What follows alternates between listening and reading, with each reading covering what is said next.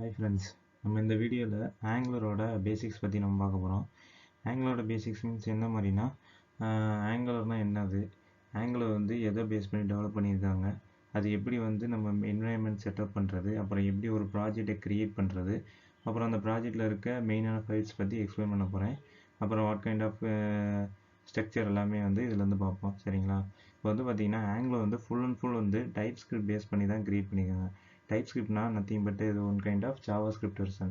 JavaScriptை minified பண்ணால் என்னவோ அதுதான் TypeScript. ஐ மீன் வந்து இப்போ JavaScript ரன் ஆகிறதுக்குலாம் சம் கைண்ட் ஆஃப் வந்து லோடர்ஸ் யூஸ் பண்ணுவாங்க, பேபல் லோடர்ஸ் அந்த மாதிரி. அதே மாதிரி TypeScript என்ன ஆகுதுன்னா, TypeScript வந்து சேம் JavaScript. இப்போ TypeScriptை வந்து அந்த லோடர் வழியாக பாஸ் பண்ணோம்னா நம்ம எழுதியிருக்கிறத அப்படியே அதை JavaScripடாக கன்வெர்ட் பண்ணி தான் அந்த ஆங்குலர் வந்து அண்டர்ஸ்டாண்ட் பண்ணிக்கலாம். சரிங்களா?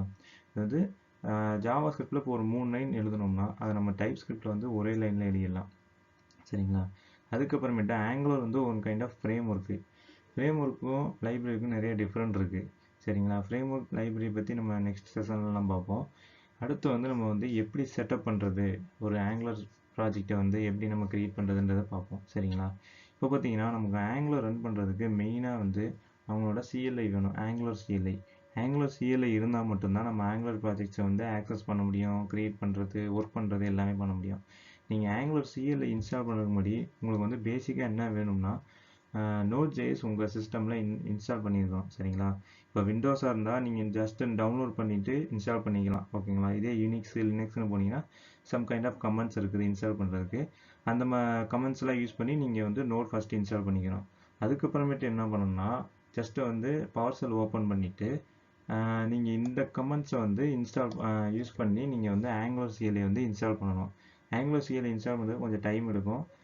இன்ஸ்டால் ஆனதுக்கப்புறம் நீங்கள் வந்து கரெக்டாக இன்ஸ்டால் ஆகிருக்கா இல்லையான்னு ப்ராப்பராக செக் பண்ணுறதுக்கு என்ன பண்ணணும்னா ng-version போட்டிங்கன்னா உங்களுக்கு வந்து என்ன மாதிரியான ஆங்குலர் வெர்ஷன் வந்து இன்ஸ்டால் ஆகிருக்கு அப்படின்றத ஈஸியாக நம்ம பார்த்துடலாம். சரிங்களா? அடுத்து வந்து இப்போ ஆங்குலர் வந்து இன்ஸ்டால் ஆகிடுச்சு. ஆங்குலர் இன்ஸ்டால் ஆனதுக்கப்புறம் ஒரு ப்ராஜெக்ட் நீங்கள் எப்படி க்ரியேட் பண்ணணும்னா அதுக்கு வந்து ஆங்குலர் CLI மூலயமா நம்ம வந்து க்ரியேட் பண்ணலாம். சரிங்களா? அதுக்கு வந்து சம் கைண்ட் ஆஃப் கமெண்ட்ஸ் இருக்குது. ஆங்குலர் CLI வந்து எல்லாமே இன்ஸ்டால் பண்ணிடும். அதுக்கு தேவையான NPM பேக்கேஜஸ்ஸு, அப்புறமேட்டு ப்ராஜெக்ட் ஃபைல்ஸு, இது தேவையான எல்லாத்தையும் வந்து அது க்ரியேட் பண்ணிடும். சரிங்களா? அப்புறமேட்டு இது ப்ராஜெக்ட் க்ரியேட் பண்ணுறதுக்கு ஒரே ஒரு கமெண்ட் தான், ng new ப்ராஜெக்ட் நேம். அதாவது நம்ம என்ன நேம் கொடுக்கணுமோ அந்த நேம் கொடுத்தீங்கன்னா வந்து ப்ராஜெக்ட் நேமில் வந்து ஆங்குலர் CLI ஒரு எல்லா தேவையான ஃபைல்ஸ் எல்லாமே அது வந்து க்ரியேட் பண்ணி கொடுத்துரும். சரிங்களா?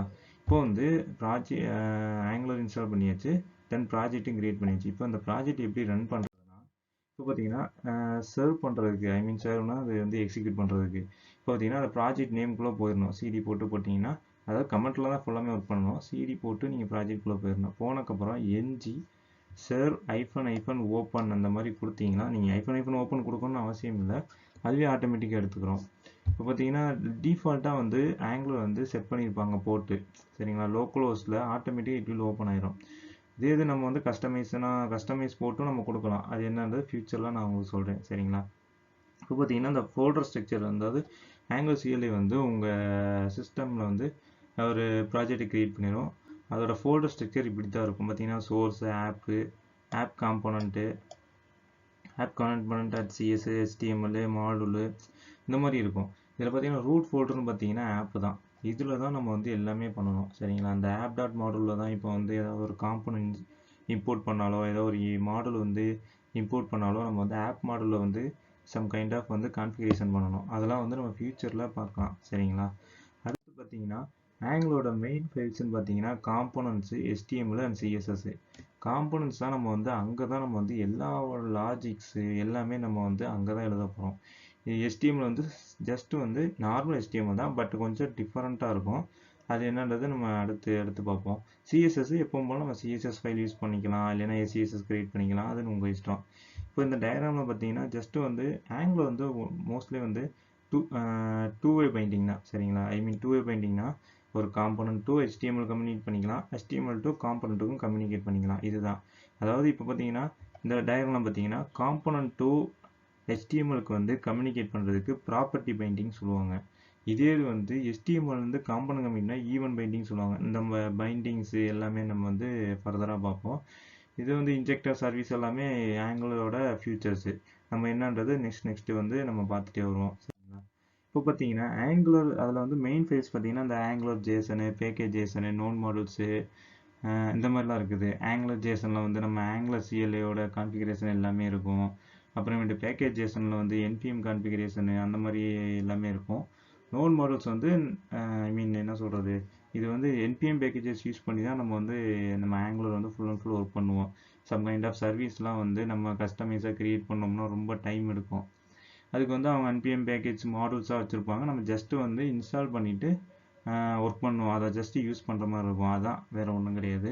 டெம்ப்ளேட் சின்டெக்ஸ் வந்து அதாவது ஆங்குலர் வந்து இப்போ நீங்கள் ஒரு டைனமிக்காக வந்து காம்பனண்ட்டில் வந்து கொடுத்துருக்க வேரியபிளை டைனமிக்காக நீங்கள் HTML காட்டணும்னா வந்து இன்டர்போலேஷன் உள்ளதான் நீங்கள் கொடுக்கணும். நார்மலாக கொடுத்தீங்கன்னா ஸ்டாட்டிக்காக தான் எடுத்துக்கிறோம். இது எப்படின்னு ஆல்ரெடி டைனமிக்காக ஒர்க் பண்ணுறவங்களுக்கு ஈஸியாக அண்டர்ஸ்டாண்ட் ஆகும். அடுத்து பார்த்தீங்கன்னா இந்த ஒரு பேசிக் காம்பனண்ட் வந்து உங்களுக்கு போட்டிருக்கேன். இந்த பேசிக் காம்பனண்ட் ஸ்ட்ரக்சர் இது சரிங்களா. இதில் வந்து காம்பனண்ட் வந்து மோஸ்ட்லி என்ன சொல்லுவாங்கன்னா 2 டைப்பில் சொல்லுவாங்க. பட் ஆனால் அது பேரண்ட் காம்பனண்ட், சைல்டு காம்பனண்ட்வாங்க.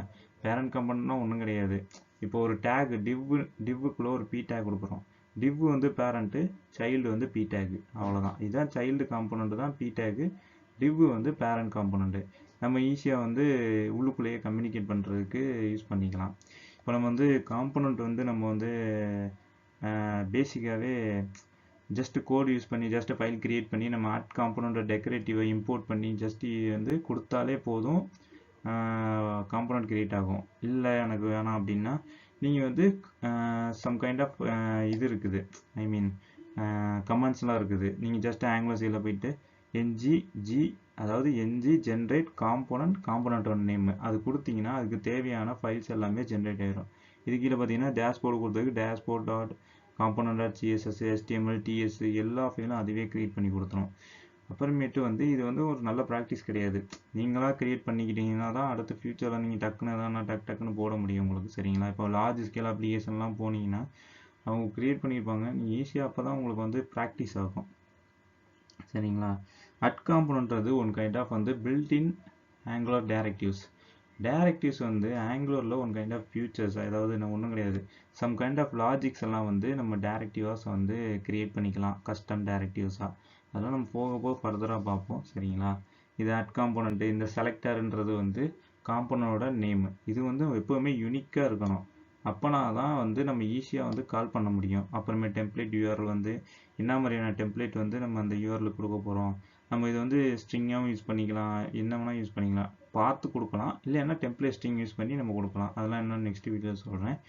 பார்த்தீங்கன்னா ஸ்டைல் URL பார்த்தீங்கன்னா என்ன ஸ்டைல், அந்த ஸ்டைல் URL பார்த்து மட்டும் கொடுத்தா போதும். இந்த இதெல்லாம் சும்மா நான் உங்களுக்காண்டி பேசிக் காம்பனண்ட் ஸ்ட்ரக்சர் தான் எடுத்து போட்டிருக்கேன். மற்றெல்லாம் எதுவும் பார்த்துக்காதீங்க. நெக்ஸ்ட் வீடியோஸில் வந்து நான் ஃபுல் அண்ட் ஃபுல்லாக எக்ஸ்பிளைன் பண்ணுறேன் காம்பனண்ட்னா என்ன எப்படி.